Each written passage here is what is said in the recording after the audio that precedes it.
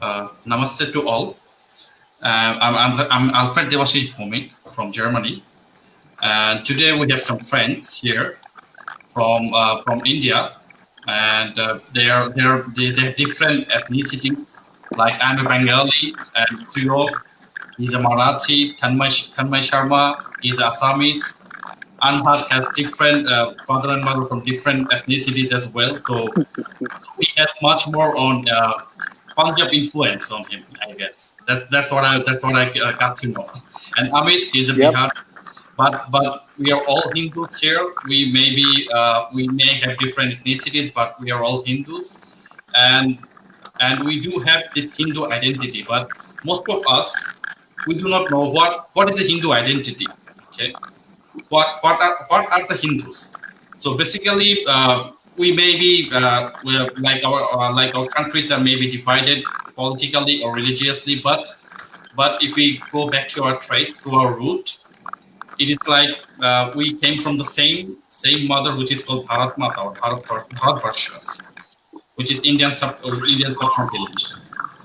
But we are connected culturally, and about this, Amit will be discussing on how what is Hinduism and what are the Hindus. And Amit, please take the stage and enlighten, Sure. enlighten us. Okay, thank you. Thank you, Devashish, for letting me to speak on this channel. And talking about Hinduism, Hinduism is a basic set of religion, the religion we all follow, the religion we follow as being sons of Bharat Mata in our own area, in our own religions. And collectively speaking, Hinduism is a collective set of multiple cultures. Each one of us their own distinct culture, their own distinct rituals, their practices, their own festivals. But there is a common thing between all of them. They all believe in the Trinity, Brahma, Vishnu, Mahesh, and Shakti. We all Hindus abide by them, consider them as our basic deities to be followed. And the basic religion, Hinduism, works the way that we all have to follow Dharma Shastras, we all have to respect by them and follow each other's ritual and respect each other without denigrating. So when we talk about following Hinduism,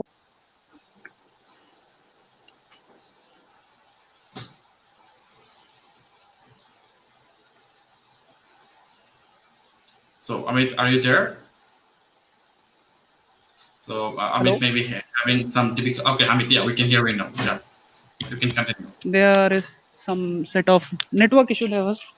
Yes, you can So continue. I was talking about Hinduism, that Hindu is a person who abides by their own indigenous culture in our own Bharatvarsha, the Indian subcontinent, and we all have a specific group of ideas, specific set of regulations which we all have to follow. Okay, but talking about collective Hinduism is that everyone in their own areas have their own set of festivals, have their own set of rituals, but we all are sons of Bharat Mata, sons of the soil, and we all have their own religious cultures. Okay, and we all follow the basic Trinity: Brahma, Vishnu, Mahesh, and Ashakti. Okay, so there are three main sects: Shaiv, Shakt, Vaishnava. Okay. So, Anand, would you like to add to this? Sure. I think you've started it pretty well. You've explained the basics of what is the overshadowing essence of what a Hindu is. Uh, there are certain things which also Hindus follow. Like, for example, there are social rules, like he mentioned, there are social rules for certain people. So earlier, there were a lot of restrictions when it came to marrying outside your own region. It doesn't matter if your Varan or your Jati would had the similar affiliation. There were also a lot of regional aspects in play because each and every region had these set of rules to manage their own co-centric region. Now, nowadays it's easier for Hindus to marry and have a assimilation of different cultures within the subcontinent. For example, you might not see much frowning upon if a southern Tamilian Brahmin goes to the north and marries a northern Brahmin. Earlier, it used to be a big point of contestation and discussion. because they used to say that you had different Ishtadevtas. Ishtadevtas are your personal gods which your family have followed for a long time. So let's say in my case, my Ishtadevta is Lord Shiva, Mahadev, the third of the Trinity, who's considered the destroyer, right? So in my family, we are traditionally Shaivites, and we have the influence of Kashmiri Shaivism. Now that's one branch of Shaivism. There are different branches. There's a different branch in the south. There's a different branch in the central part of India, and there's a different branch towards the east and the west. But we follow the same God, and we see Him or we pray to Him in a distinctive way. For Kashmiri Brahmins, it could also include one of his avatars, Dattatreya.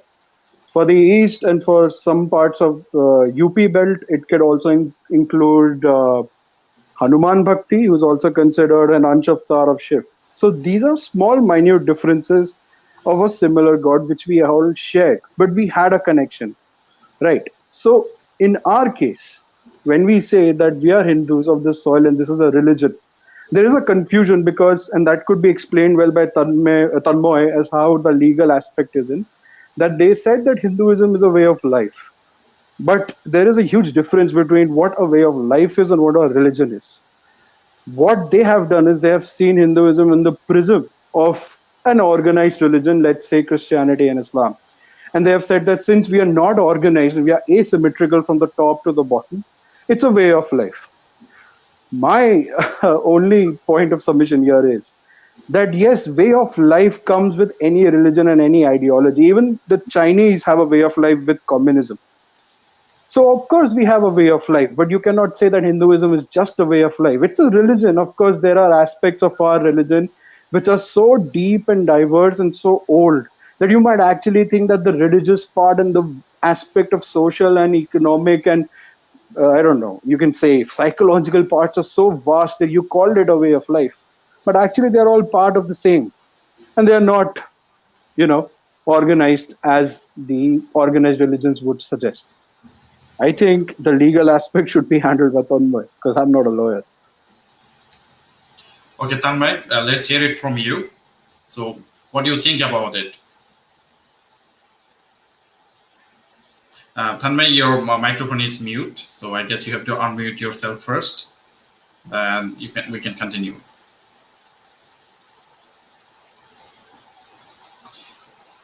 So, okay, I think Tanmay is having some difficulties maybe. So I would like to add something on this as well. So like, what is a Hindu identity first? So that has to be defined first. So to me, as the Sadhguru said, like from the border which is between the Himalaya and the Indus Sagara, which is Indian Ocean, whoever live between this border, they are called Hindus. So it starts from the, I guess starts from a little bit from Iran or Afghan to Indonesia, from west to east. Okay. So this land, from Himalaya to Indus Sagara and from Afghan to Indonesia, this was a whole Hindu land, which is theoretically called the Hindu land. Okay, whoever lives here, they are called Hindu. Even an elephant which is born here is called a Hindu elephant, just like the African one. If an elephant born in Africa, it's called African elephant, just like that. So no matter what, maybe if you're an Sikh or Buddhist or Jain or Sanatani or other religious sects like Christians, Muslims, they are all considered Hindu who follows our Indian culture and respect us the way we are. That's how we can define the Hindu, and the Hindu identity. So it's a geographical one, I would say. So I guess Tanmay, can you still hear us, or maybe Suyok, you can take over if you want. Am I audible? Yes, Tanmay, yeah, you're audible now. Yes. Hello. Tanmay, you are again mute. Yeah, right now it's okay. Yeah, you can talk. So my camera is not working properly. So am I audible to you? Yes, you're audible. Yeah. Okay. So basically, I wanted to add one point. Like so since 6 months, I've been seeing constant war between some Trads and Raitas. Basically, these both Trads and hello. Yes, Tanmay, I think there's a problem with your microphone. Basically, It's making some noise, but certain words are thrown at each other. Because I've been seeing that certain words are thrown at each other during these volatile arguments, and that there are words that have become an integral part of Indian law, Indian non-left lexicon. Like two of them are Ted and Raitas. And popularity of these two words, like it we started since 2018, I guess. I've been hearing these two words, Ted and Raitas.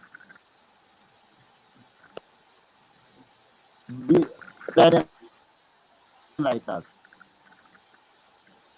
Hello. I think Tanmay, your microphone is creating some kind of problem. Okay, he's out. Okay, let's hear it from Suyog then. Yes, finally. Yeah. I guess I should join down the line after Tanmay makes because I have some controversial views because not views I would like to share some. I have a Bengali friend and he insists that Hindu is not what you call indigenous word. It is given by Persians that people who stayed near Sindhu, those are Hindus, and Hinduism is quite different, like a lifestyle kind of thing. And since being Bengali, I see like a lot of Bengali people in their religion column, they don't write Hindu, they write Sanatan. So they say like that person was saying my religion is Sanatan, it's not Hindu. Hindu is like Persian word, this and that. So and like that person was justifying that it's a way of life, so I can eat beef. So beef is okay for me. You BJP guys or like you Sanghi guys can't say like that person is quite staunch Hindu, but when it comes to beef, kind of loses the whole narrative and that person says no, it's not like Hindu is not an indigenous word. And I was just like few days back, one of the page on Instagram they share few quotes from Rigveda where it mentions that it's a Hindustan. So I was just searching it on my phone, but I gave up. It like in days of social media, everything is refreshing so fast, so I just lost it. So that that is the one of the reason what initiated this discussion with you, Alfred, and when I opened the Anand. And another which like completely I had a meltdown was Ram Navami. Sorry, not Ram Navami, the Gudi Padwa, Ugadi, or like Hindu New Year.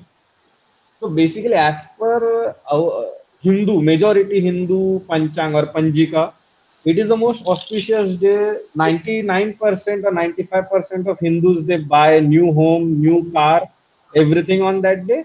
And Bengali Panjika was saying, oh, it is not a. If you do a Gruha Pravesh on that day, it's a bad day. I said, like what?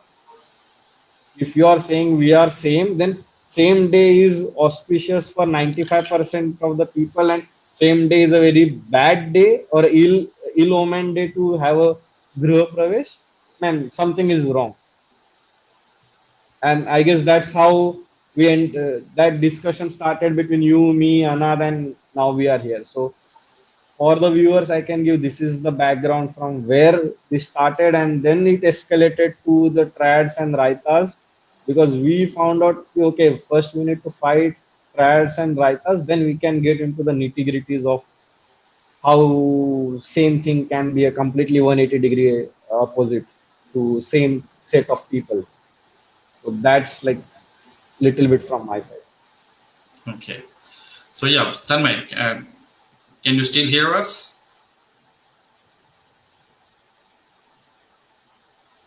Tanmay is muted again. Tanmay has muted himself, but I don't know where is he. I think he's having some problems with the technical stuff. Yeah, that's okay. Okay.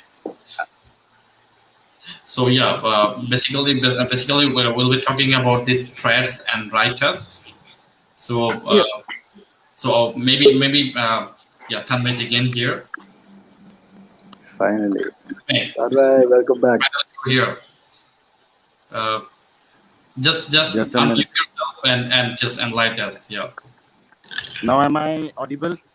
Perfect. Yeah, yes, you are. Yeah. Now am I audible? Okay. So I was just discussing about it. I was just stating the difference between a trad and a right eye. Like These two words were invented in 2016-17. Around 2016-17, these two words were invented, as far as I remember. And like people consider that these threads are more regressive, and these threads are like they are stupid people. They just vouch for their culture. And on the other side, the writers are considered as like Vikas right. Like they consider themselves the true champions of feminism, true champions of liberalism, and they seek validation from the left every time. I just wanted to like because this is all are happening due to lack of awareness, and I want to just like because this is the thing which is like deriving us from unity, away from unity. We are not united. Hello, Yes. maybe my yeah. Like just like they are considered as Vikas right, and they have their own set of negotiables, and they have their own ideological positions. For example, the first is the beef eating. I want to write. Some of them think that beef eating is just normal, it's just food.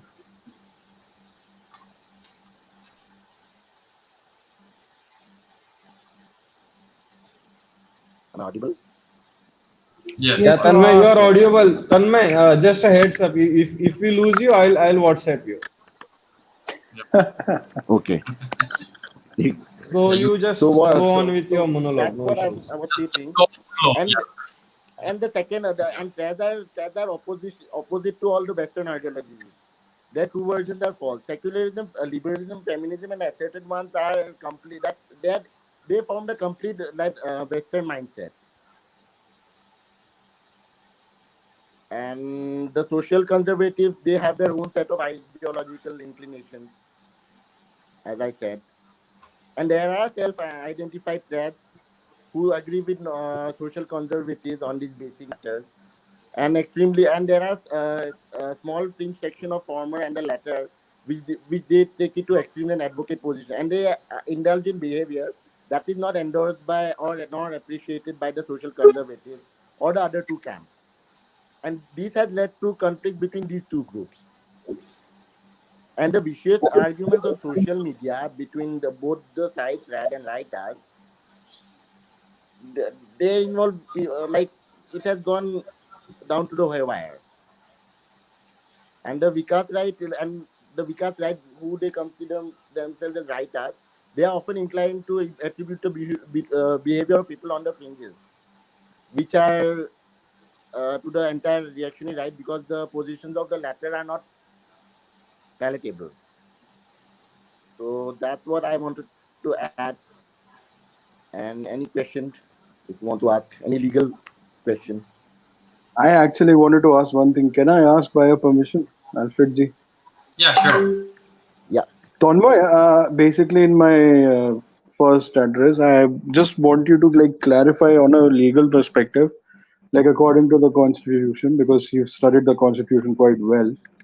Who exactly is Hindu and what exactly entails to being a Hindu? We can come to the trad raita thing later, of course. Hindu thing, like there is no specific word of the there is no specific term Hindu in the constitution. According to constitution, like everything is equal. But according to Article 14, like Article 14 is basically it's misjudged. Article 14 is basically equality among equals. If you got me, equality among equals. Hello. Yes, we can hear you. Yes, we So- can hear you.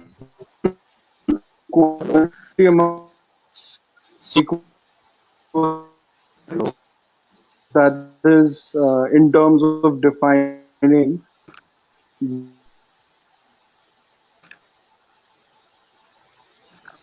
yes, Tanmay, can you still hear us? Are you still with us? Yeah. Yeah, I'm here. I can't hear anybody. Okay.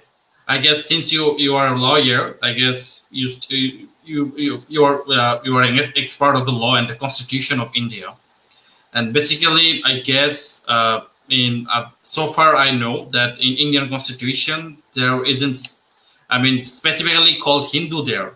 there isn't any Hindu word there. It's all talks about minority and stuffs, and all are so-called Hindus. They're divided into jatis, which is called caste. So No. according to this, according to your constitution, I mean, are that Samaj or the Hindu Samaj, or since in order to make a Rashtra which is for Hindus, I mean, are there something work is going on in India so that they can have a narrative what are the Hindus or what Hindus are and stuff like that, and rewrite the constitutions so that the Hindus can have a better unity amongst themselves and can stay together in case of any kind of in any kind of like attack from outside. So like there are some neighboring countries to India. They are always they are always trying to destroy India and Hindus. So basically, how are India are going to deal with it? So can you enlighten on this thing? Maybe then we can move further with it. I guess Tanmay is not here again. So I mean, okay, I'd like to speak something on this issue. You can take this. When we consider the works going on in our country for Hinduism and the integration thing, there are dharma gurus who are making and keeping the beacon of hope alive in our country. We all abide by our own gurus. We all have similar and various kind of sects, like Ekunkar, Namdhari sect, and even Vaishnava sects in different parts of the country. If we are talking about specifically talking about Bengal, we have the Matua Mahasangh. Okay, you must have heard about that. Yeah. They are based in Orakandi, Bangladesh, and when the partition was carried on the country, then they migrated to India in Thakur Nagar and all. Their headquarters is Thakur Nagar, I guess. So they all abide by their gurus, Harichand Thakur, Guruchand Thakur, and the current leader of that community is Shantanu Thakurji. Okay, and previously it was Boruma. So there are separate various kind of sects like that, like Matua Mahasangh. We have gurus like Anukul Chand Thakur. We have gurus like in our area we had different things like Prayut, the Adhikari ji. So in our country, the basic mutts have been found by Adi Shankaracharya ji. There are 5 basic mutts, 5 peeths, 4 main peeths: Sringeri, Dwarka, Puri, and Joshi Mutt, Jyotir Mutt. That's it. So we all have Shankaracharyas established on their own peeths. They all have different Kshetradhikars under their own areas. The mutt in Jyotir Mutt that controls the northern part of India, and the area follows by like Kedarnath to the sect till Dwarka. Then we have the Dwarka Mutt itself that controls the western part of India. Then we have Sringeri Peeth. Sringeri controls the southern part of India, and then we have Puri, the eastern zone. Puri Mutt, that's named as Govardhan Mutt. They are Rigvediya Mutt. So Shankaracharya ji hails Kshetradhikar till Prayagraj, and we all abide by. We have our Shankaracharya, specifically in my area. I belong to UP, and I live in Bihar. So my Shankaracharya ji specifically is Puri Shankaracharya ji. Okay, so talking about the activities we all have seen in there, that he has given sermons. He is continuously speaking about various topics, and he clears the various misconceptions and queries by Hindus whenever they go and ask Shankaracharya ji or any of their disciples about specific set of problems. Okay, we have Aditya Vahini, who is carrying out the purpose of spreading awareness about Hinduism and basic rules and regulations and set of ideas about Hinduism. So there are various organizations. And talking about political organizations who control Hinduism or who spread the idea of Hinduism in our country, there is Vishwa Hindu Parishad, Gayatri शक्तिपीठ, गायत्री महासंघ, all India Gayatri पर AWGP we have. Okay, and so there is activity going on in our country, and we all have multiple set of communities, specific groups who do the work of dharma, you know. And when then talking about this and moving on, we have talking about Hindus on social media, how they act like. Then comes the basic idea, which is the main topic of today's discussion: the problem between Raitas, trads, Hindus, and political Hindus. Okay, so I'm seeing people smiling. Okay, then I'm talking about explain this thing. A political Hindu is the one who works according to the political party he follows. Okay, and then there is a religious person who follows their own dharma gurus, dharma shastras, has respect about his own issues. Okay, a political Hindu might deviate from their topics as per the party lines. Okay, when like some days some party is acting on an issue related to Hinduism, like speaking of BJP, so, they are the ruling party in our country. The BJP is the main party which has got the biggest mandate ever in our country. In the for after 84, no one got that big mandate. Okay, so they are abiding by some issues. Okay, like in Sabarimala, we saw that BJP was protesting against the occupation of the local government by on their temple. Okay, and in other states, we often see party deviating from that. So a political Hindu who follows his party very much might deviate from the topic as per the political party he follows. Okay. And then we have talking about West Bengal. There are many temples which need renovation, but their party doesn't like to renovate those.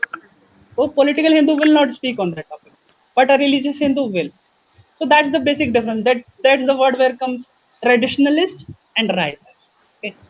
They justify their actions of parties by making specific definitions as per their own convenience. That this thing is not needed. Why should we renovate that temple? No one needs that. Okay, so that's the word where raita comes. Raita is not a bad word, or raita is a eatable item, I guess. Okay, and talking about traditionalist, what is a traditionalist? Traditionalist is a religious Hindu who has respect for their own set of dharma. Okay, who follows the religious scriptures, their dharma gurus. They follow their traditions. They abide by them. Whenever you counter a traditionalist with a political punch, then he might not follow your line of sight or line of speaking. So that's traditionalist. Now that thing comes being trad. Trad is a hyped word. Okay, modernized form, anglicized form of the same definition. Traditionalist. They relate themselves to being traditionalists. But when we consider this, they often deviate from the path of dharma. You cannot abuse someone to guide him to the path of dharma. Okay? You cannot speak like, hey, you cannot abuse a person to talk in a good manner. So you are breaking the own rule to make him follow your own rule. So that's where trad is wrong. Okay.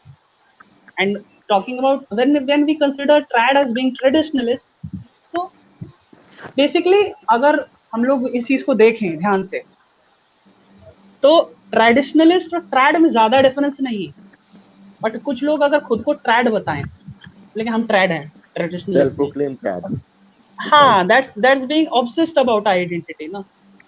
He is limiting himself to a certain identity. He is limiting himself to that identity just to troll people. Whenever you troll people without even following your own set of ideas, and you are not even a traditionalist, na? Yes. So Sujog. Tell me. Yes, kindly explain what is a raita. Me something. Yeah, Anand was asking me. I was just talking about Article 14. Can I continue? Yeah, please. Just finish that, then Suyog can answer. Yeah, basically the main aim of Article 14 was to like remove all forms of equality. But we have to understand like equality among equality means treating equals equally and not unequals equally. And this concept is best understood like in the deprived sections, people are treated like we are equality among equals. People think that we are equal, like this communist agenda, this communist mindset, the unhealthy mindset. They think that everyone in this world, in the country, they are equal. But the main aim of Article 14 is treating people equality among equals. That's what. And like regarding freedom, there are like Article 20. Like I'm talking about Article 25.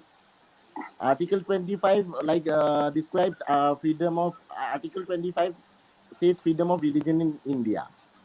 Article 26, if you come down, Article 26, like, hello? Shit. Yeah, yeah, you're Yes, we can audible. hear you. We can hear you. Yeah. Hello?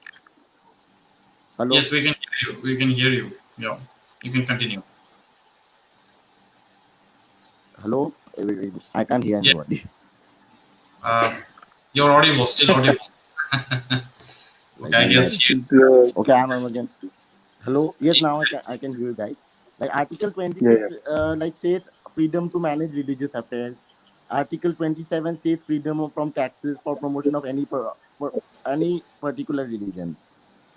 And Article 28 says prohibition of religious instruction in state added constitutions. For example, teaching of Guru Nanak, education for value development based on all religions. For example, there is a famous case law of Aruna Roy was the Union of India. It's a famous case law. You can read this. It's a famous case law. Okay. And there are certain case laws. Like I'll come down. I'll send some case laws to you guys. Like there are. Have you heard about S.R. Bommai versus Union of India? That case law. No, not really. No. Not really. A.S. Narayan versus State of Andhra.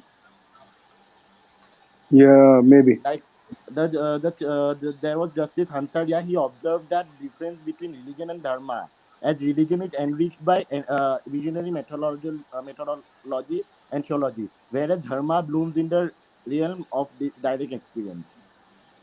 He also observed that religion contributes to the changing phases of a culture, and dharma enhances the beauty of spirituality. Religion may inspire one to build a fragile mortal home for God, whereas dharma helps one to recognize the immortal shrine in heart. That's a famous case law. You should read that. I'm telling you the name A.S. Narayan versus State of Andhra. It was a strong observation made by Justice Hansaria. If you see that, he very clearly distinguished the difference between a religion and a dharma. So that's my point. Okay. Okay. Okay. I So you think that's a continue. perfect point. So now I guess Suyog should continue. Suyog, if you can hear us, like Amit just told Yes. us really clearly what exactly is a traditionalist, then what a trad is, and what exactly a raita is. Just before you start, I would only say that raita is just a term which is in cognizance with the fact that a raita, when put in a katori, spreads. So that's just the behavior of those people.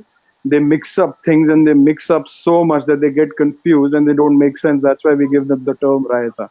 But anyway, Sayok, what exactly is the raita in your mind, and why do you think it's a good term or a bad term? Yeah, it will be a personal comment because it's a very broad spectrum. It covers a lot of things. Before I touch that topic, I would like to add something what Tanmay said, or like I don't know like how relevant it is or not. But one thing is, people who are watching, they should take a note of one Bhagavad Gita English translation by Jeffrey Armstrong. He's a Canadian guy, converted to Hinduism, and like there are few things which is like dharma. Like since in our discussion there is a lot of reference to a dharma, or like basically dharma. What is dharma? So if you see from other religion point of view, dharma is like roughly translated as a religion, whereas the dharma as a Hindu people, it's a your moral duty or like a divine duty to do. So if you follow, if you go through this Gita, or if you want to, like, when people ask you like, okay, give us a proper Gita reference of this, for non-natives, those who want to have it in English, you can refer to here, because the translation is quite, what you call, faithful to the actual meaning rather than using a westernized words, which there is no equivalence per se in our religion. So that I would like to add. It's by Jeffrey Armstrong. The Bhagavad Gita comes alive, a radical translation. So that's the book's name. And now coming to Raita. So what Haath Jod ke I can say is, like, everything done by our Prime Minister is a master stroke, is what our Raita says. So, like, basically these are blinded people, and what do you, everything is justified.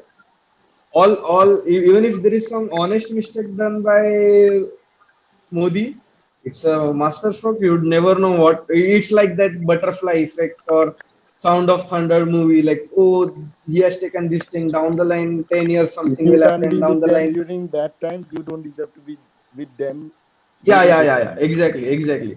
So this is nonsense, and I am irritated by those people. So basically, any form of extremism is injurious. So you should not be extreme traditional. You should not be extreme Raita. You should not be extreme modern. Everything should be in a balance. Like as Thanos said, you need to achieve a perfect balance. Really, right And now you're indulging in popular cultural references, huh? I, No, but that's so you're advocating the balance, right? That is what it should be. That yes, it's yeah, advocate. everything should be in a balance. Yes, it's about balance. Advocating the balance is called the dharma. So that's why we need to protect our dharma as well, so that so that all can live together, and that thing that holds together the all societies together to live peacefully. That is called the dharma, and that's why this dharma should be protected. And But we again, do have this uh, philosophy which is called which can be found in Mahopanishad, which is called the Vasudeva Kutumbakam, which means the entire world is one family.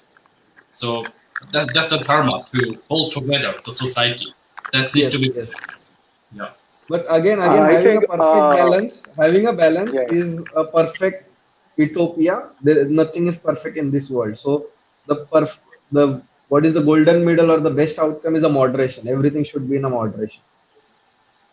About Vasudev Kutumbakam, I think I would like Amit to explain a bit about why that the world is a family is kind of treated in a different way. But before he starts, just adding two sentences because it's part of how we were progressing about Triad, Raita, and all this. Despite the fact, if you're engaging with anybody, any Hindu who considers himself, herself, or for the non-traditionalists, even LGBT comes into fore as a triad or a Raita, or I'm a traditionalist, or I'm a man who follows Advait or Dvait or Vishishtvait, any philosophy there. You need to use your brain. First of all, it's a beautiful thing given by the gods. It is there for you to use. You can't just sell it on eBay and say, you know what, this guy is saying the truth. I'm going to follow him, her, whatever. Make sure that you're rational about things which you hear. Now, when you see an fake account or a known person say, you know, the British rule is better than the current BJP rule, most of the people would think, why is he or she saying this? They might say, oh, he's just making fun. Or they might say, oh, these are the reasons why he says this was better. Or he would just realize that this was nothing, just a puerile statement just to poke humor. But he might say that there were good things there were bad things there. This is called analyzing a statement. So do that before you fall into any category or any section, because trust me, somebody who's been dealing with this since 2017, I can tell you this, everyone has problems that you can't even imagine. Amit bhai, if you can just explain the whole Vasudev Kutumbakam part. Vasudhaiva Kutumbakam is a term which has been which is being quoted since long time to give a single form that we all treat the whole world as our family. Okay. Vasudhaiva Kutumbakam, Vasudha Iv Kutumbakam. World, Prithvi is our family, universe is our family. That's a simple term. But originally, when we talk about Vasudhaiva Kutumbakam in its own meaning, it is taken from a moral story which was about Bhedia Shrigal who used to fool people by chanting this same verse, and they used to fall in his trap. That he kept on chanting Vasudhaiva Kutumbakam, and people came and he fell in his own trap, and then he ate them. Okay. But when we talk since that we consider all as a family, Vasudhaiva Kutumbakam is really a nice term to consider universal brotherhood, to evoke the spirit of universal brotherhood among Hindus and the world when we see it from our own perspective. Then when we talk about Mahabharata, what is Mahabharata? The original name of Mahabharata was Jai Sahita. And the goal in our life is to win. Okay. Talking about Mahabharata, what is the lesson we get from it? The lesson we get from Mahabharata is to win over all our fears, all the four evils, and to earn all the good things in our life. Okay. Then Vasudhaiva Kutumbakam, the topic is over.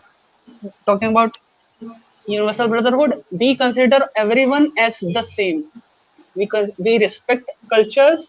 We don't talk about destroying others' cultures to win over them. We don't break their own places of worship.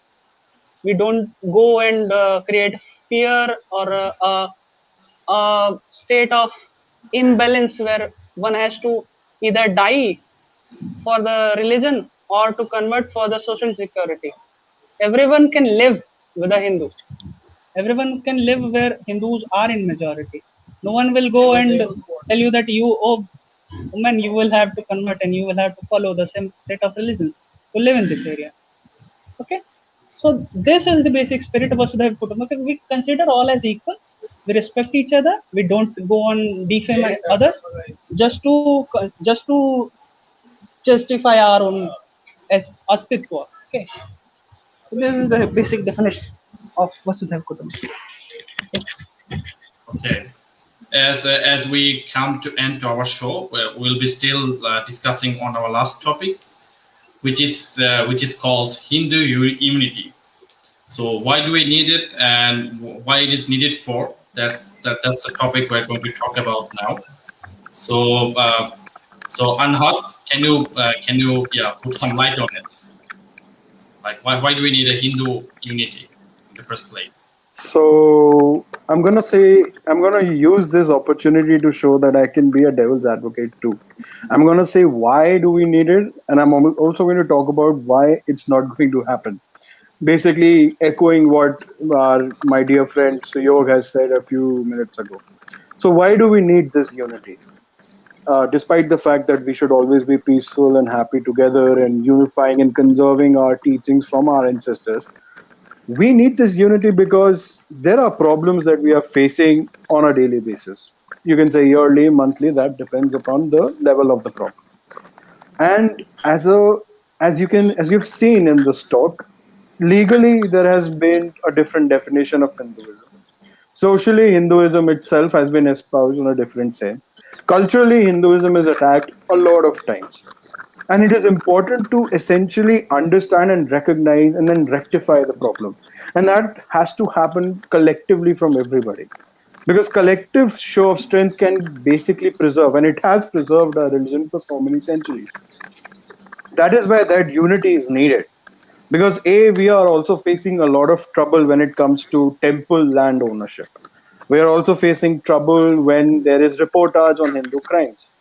Whenever there is a crime happening, which involves this beautiful slogan that we have for our God, Lord Ram, everybody thinks a bunch of Hindu youth forced a man to just sit on the road and say, just say Jai Shri Ram. It is important to understand that there is always a diverse opinion to this.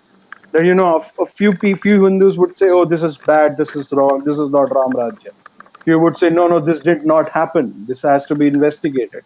So this has to be in a linear format so that people think in the same way. That is why essentially unity is needed, not just to safeguard our practices, but to safeguard ourselves from our, contemporary civilizations, which may or may not boast of a predatory sense of activity in terms of their theology. Well, this is where I think unity should happen. And when I say unity cannot happen because there are so many differences, there is no such thing as a utopian mindset, which, of course, Suyog has mentioned before, that unity in itself 100% is not possible. Plus, I am of the firm belief that at least for 4.5 lakh more years, until the next avatar of Vishnuji does not come on this planet, forget about unity, there won't be stability. You might see unity for a few years, it will decay. This is Kali Yuga, this is not Satyuga or Treta or Dwapar. We are in the business of decaying and corrupting even the most minute of the minute things in our religion and culture. It's going to happen sooner or later. Actually, So I want to add one more yeah, point. sure. Just let me just finish in a minute, then you can add. Yeah. I'll finish in a So minute. Like, unity is not happening with discussions and with words. Like Otto von Bismarck said of Germany, it will happen with iron and blood. What the question is, who's going to take the iron and who's going to give its blood? That's the big thing about where unity is going to stand. actually, our hybrid, thanks to all the hybrid education, thanks to those Islamic and British influence, which has resulted in many young people forgetting their own fundamental culture of peace and harmony. And it is up to the so-called modern Hindus to preserve our value systems. So the unity of Hindus and living our lives in with several eternal values, like which is Sanatana Dharma, is something we should not ignore. I'm not forcing imposing anything on any person, but if we live in such knowledge, like if we live in the knowledge of this truth, we will be happy and we can make others know. Is this what we want actually? Main thing is the awareness, and this modern, it's up to modern Hindus actually, so-called self-proclaimed modern Hindus who consider themselves true champions of feminism, liberalism, all these things. It's up to them. For me, it's up to them. Yes, So and there are and also there are some anti-Hindu forces who are yes, trying to destroy the Hindu cultures, the to Hindu destroy our identity, dharma. and they want to destroy our dharma so that we can take the new identity which they are offering. And that's why I guess the Hindu identity is needed, and they have some, some wrong perceptions about us, and that needs to be resolved. We have to defend our dharma. That what is your perception about you and about the world?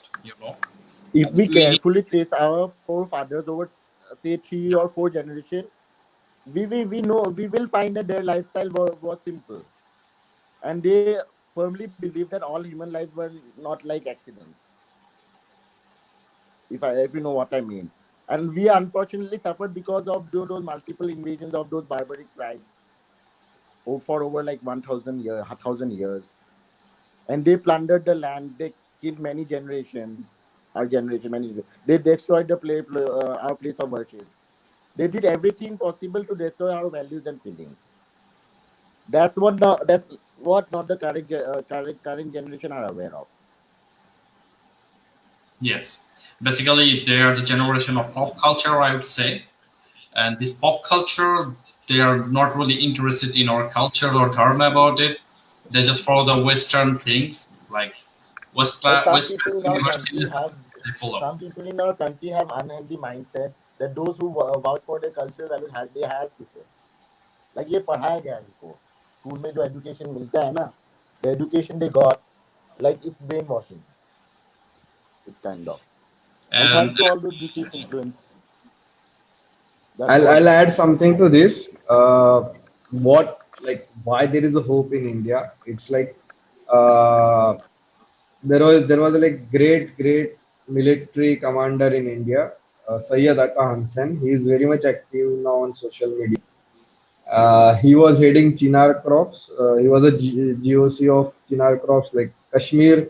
He knew the Kashmir like his back of his palm. So just yesterday there was some news article about him. So something happened on Twitter. So one Pakistani guy, he commented on his tweet that I read an article about how you were trolled on social media for being a Muslim, irrespective of your services for your country. Felt sorry for you. So this was a comment by a Pakistani guy, and this is the reply of retired general, Lieutenant General. Don't feel sorry because 99% of my friends are Hindu, Sikhs, and Christian. 100% of my troops are Hindu, yet I remain Muslim because my nation let me be to be a Muslim. So, whatever we call it, a unity should be there in a society or anything. That Indian Army or Indian military is a prime example of what is the unity in diversity. Like each and every unit has a Sarvadharma Sthal, So, that is okay. that is where all photos or all the religious iconography is there, and the commander, which is like the father of Jawans, like everyone knows, like if basically he is the Maiba. So if his troops are Muslim, no matter you're Hindu, Buddhist, Sikh or Christian, you will lead the Jamaat for Eid prayer, Eid namaz. You will lead the Jamaat. If you are a Muslim, like retired Lieutenant General, and your troops are Hindu, in case of him, it will the Pahadis or the Garhwalis, they're like staunch Hindu. He will lead the Puja Arati. If you are a CEO of your what you call Sikh regiment, you will do to the Guru Granth Sahib, what they call, I forgot it, everything. So Ardas. Ahardas. So that is like, again, there is a very minor subset between the Raitas and triads and religious fanatics and are the army brats. Those who have seen unity among, like, religiously speaking, unity and harmony. They say, why don't everyone follow this? When you go down into a military culture, everything is peaceful and calm. But if you see the social media, there is unnecessary unrest created. Like if you they're making paranoid both the parties, that this party is going to kill you and that party is going to kill you. But they say an average Joe, if he is not influenced by media or if he is not influenced by outside powers, everyone can coexist peacefully and everything is going down perfectly. So if army, navy, air force can have this, there is no point, like, what's the doubt that why we as civilians can do it? So it's just that someone is showing some agenda and trying to create, what you call, they don't want to see our, so like, it's like a Joker from Batman. He just want to see the chaos, like that. Yes. Yeah, I mean, someone just want to see the whole world burn. Speaking of chaos, I just want to add a few things to what you just said. When you said that the army easily goes through this whole unified aspect, of course they do. They have much of their life is spent on a singular aim, which is to defend the country and to defend its borders properly. Our country prides into the fact that we do not attack first, we attack later once we are attacked. So that is the policy which strictly needs change, in my opinion. But that is the only thing that the army is right now doing, safeguarding our lives and safeguarding the border and risking their lives in doing so. When you come to society has multiple variants, and while I agree that the army stands for unity, I don't think that the army's example could actually be plausible in terms of following in the society. Let's say, for example, we discard democracy, dictatorship comes, and it's a military dictatorship. Do you think there'll be an equal, uniform way of acceptance of each and every person's singular or pluralistic aspects here? No, they won't be.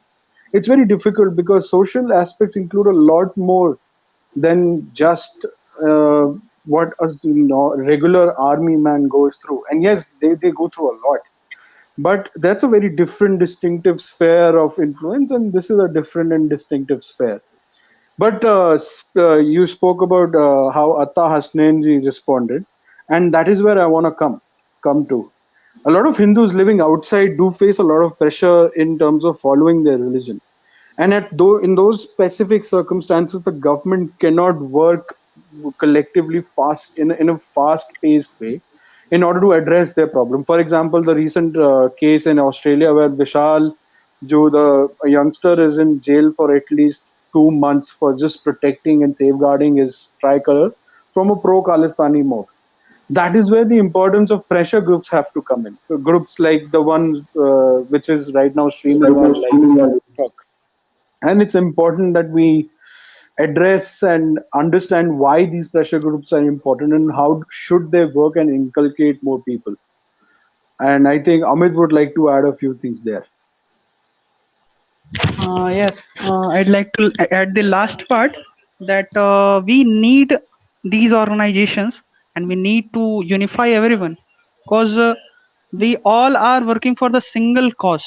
That's making making our word spoken, making an organization which speaks for all the issues faced by Hindus in all parts of the world.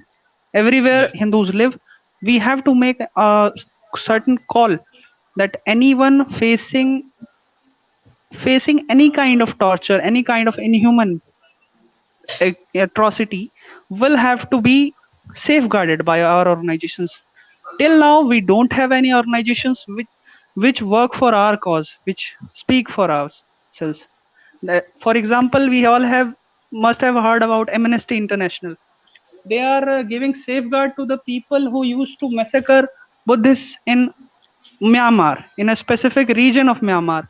They used to create open terror in that area, and yet they are considered as universal refugees. They have achieved that status that they can evoke terrorism in a certain area and yet get international protection to live in all parts of the world. So we will have to create interest groups, pressure groups, advocacy groups which at least talk for our issues. And for that reason, we need organizations like ISHIR and all. Okay? Yes. And these issues should be addressed, like Bangladesh, and we Hindus of Bangladesh, we are also facing some persecutions from different kind of parties. You know, it's not just political. There is also non-political parties which are Exactly. persecuting us, and it's not just about Bangladesh. It's about Pakistan as well, Afghanistan as well, about Sri Lanka as well. So it's about all around the world. The Hindus they are being persecuted, and that's why these problems need to be addressed, and we need to speak about it. You know, so that there's some pressure groups which can talk about it and talk about the issues, talk about the stuff, so that there is a solution and the Hindu voice about it, so that this Hindu phobia around the world, it can be eradicated. You know. So it can Yes. be removed, and we all have to work on it. This Hinduphobia thing, because I don't know, for some kind of reasons, maybe it can be their religious views, or it can be something like Hindus are impure or something. They are the worshippers of shaitan or devil or something like that. So they have their own perception, which is wrong, you know, and we need to speak about it. That's So exactly why we need such groups, and we need to create a diaspora which will address the common menaces faced by Hindus across the world. We need yes, organizations which speak for our issues, which speak against the whole propaganda going against Hindus in all over the world. Wherever we are seeing Hinduphobia being created all across the world by different interest groups, different peer groups, and that thing needs to be eradicated. And that's why we need unity groups, the groups which speak for our issues, which speak for the actual sense of Hinduism in the whole world. Okay. yes, and we came to end to our show, but before we end it, I would like to hear about some this Kashmiri Hindu, some Pandits from Anhad, since his mother is from Kashmir, and maybe if he can talk about a little bit about it, so that how are the Hindus are there right now since the 370, which is the article 370, right, or 360 article, which has been eradicated, and the Hindus 370. 370, sorry, 370, yes. So how's the situation there right now? I mean, Article 370 and 35A. Yeah. yes, yeah. So how are the situation right now in Kashmir right now? Is there still Hindu phobia? Okay, how is the situation? So I think we all can answer about this because we are getting aware about the situation on a daily basis, especially Sayog when it comes to the army operations. I can say the reaction to the abrogation is mixed because a lot of people took the article 370 and 35A as something which was so concrete that it cannot be discarded from the constitution or from their life. Like they thought this would never go. This is our thing. This is just part of what Kashmiriyat is, and it is always going to be there, despite the fact it came after independence. That was how strong this whole propagation of these two acts and these two articles were. So they have a very mixed response. Of course, Ladakh and Jammu is happy. They're very happy. Kashmir, half of them towards the southern part of Kashmir have a problem because, of course, that is where most of the militant activity is, and that is where there are stone pelting incidents happen. That there is this issue of how northern and southern Kashmir have disparaging levels of attention given by the state or the governor or the Indian state. So the northern Kashmiris sometimes accuse the ones on the south that you get a lot of money, yet you waste them in their activities, and we get nothing. So there is some sort of apathetic response from the northern side that we are fine whether it was there or not. We eventually got nothing most of the time. But there are quarters of people who are very happy that finally an influence of this has ended, and maybe from there could be some normalcy for them. In my opinion, the normalcy will take time. This was just one of the few steps, and it was a monumental step, but it will take time for Kashmir and for that valley and one of my favorite places to come back to normal, because it's not just easy to just disregard a legislation and expect normalcy to come. We have to be patient as Hindus who have suffered so much since a long time. And I'm saying a long time, like even before the 7th century, when the Baltics and the Greeks used to come here for their party time. We have suffered a lot. There has been a lot of colonial conditioning of ours. And we have sensed that there is a change coming, but the change will take time.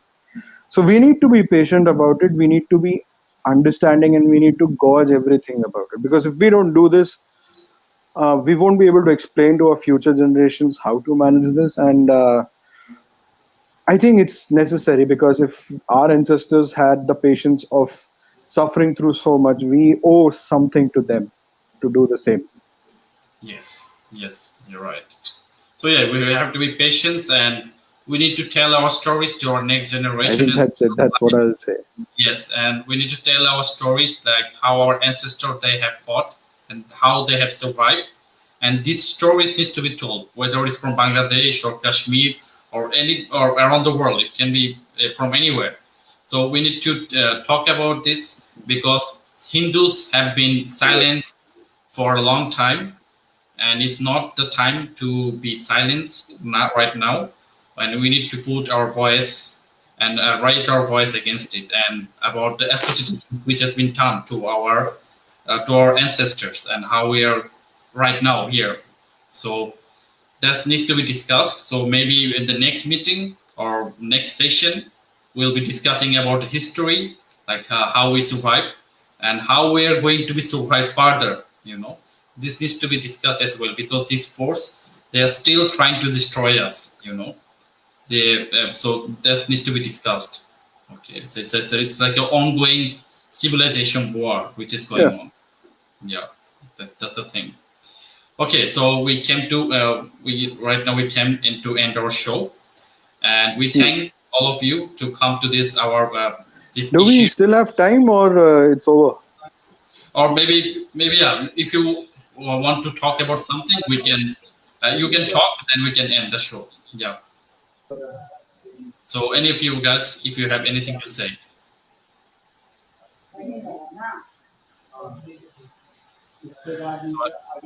Okay. So I guess yeah, it's end of the line or end of the show. So thank you all being patient. Thank you for watching us. And we'll be back soon with another topic, with another discussion about Hindus. And stay tuned. And God bless you all. Thank you. Good night. Good night. Have a nice day. Bye.